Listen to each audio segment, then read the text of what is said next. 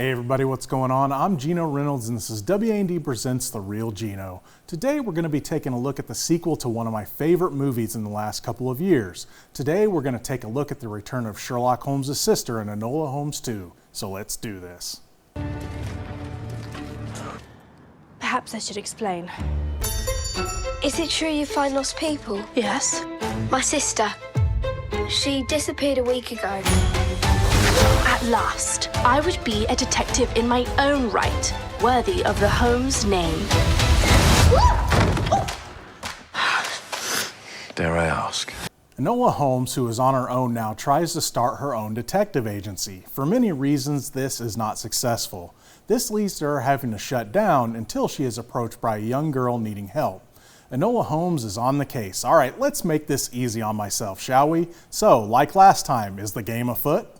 The game has found its feet again. Exactly. Now, while you may have this feeling watching it, You've seen this before. that's okay because this is one of those movies that not only gives you more of what you liked from the first one, but it also advances the story in interesting ways as well. Everything that made the first one great is back in this one. The mystery, the action, the fourth wall breaking, it's all here. A lot of the cast is back as well. Well, there's no Mycroft this time around. He does get mentioned but isn't in the movie. I guess Mycroft is off being a pompous misogynistic jerk somewhere else. The plot, or should I say the two plots, are both interesting in their own ways. We follow both Enola and Sherlock on separate cases for a while. I like that we got to see how similar and different their styles are when it comes to detective work. While a lot of people might think that parts of the plot are conveniently intertwined, in the end it all makes sense given who's involved. Millie Bobby Brown returns as a title character once again and is just as fun and charming as before. Just like before, she's not only the main character, but she is also the narrator as well. She tells us, the audience, her inner thoughts and plans through the entire movie. This was one of my favorite parts of the first one, and the same goes for this one as well. We also get to see where things are between her and Viscount Tewkesbury Enola, help me out here. Viscount Tewkesbury Marquess of Basilweather. Yeah, that guy. We get to see that their lives have kept the two of them apart, but they are both on each other's minds. Being that a lot of this movie plays off the whole Enola is alone spelled backwards plot point from the first one, we get to see that Enola needs friends and allies if she is going to be successful. Speaking of friends, no, I'm not going to spoil that one for you. Just watch the mid-credits scene.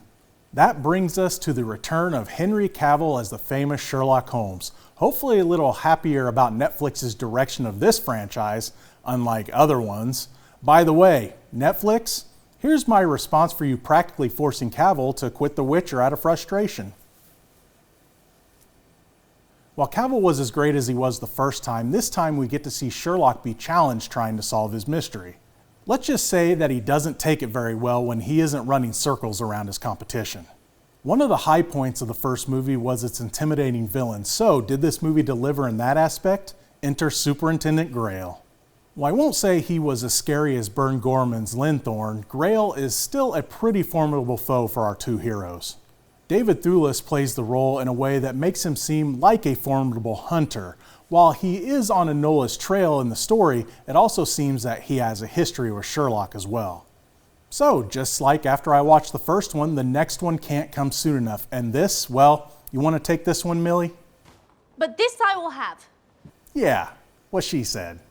Enola Holmes 2 is everything I wanted in the sequel and more. If you loved the first movie like I did, you'll love this one as well. Thankfully, there are a lot more books for Netflix to draw inspiration from for the sequel, so please keep everyone involved happy with this franchise, will you, Netflix? If you want to check out Enola Holmes 2, and you should, you can stream it on Netflix right now. That's going to be it for this edition of WAND Presents The Real Geno. As always, I am The Real Geno, Geno Reynolds. Till next time.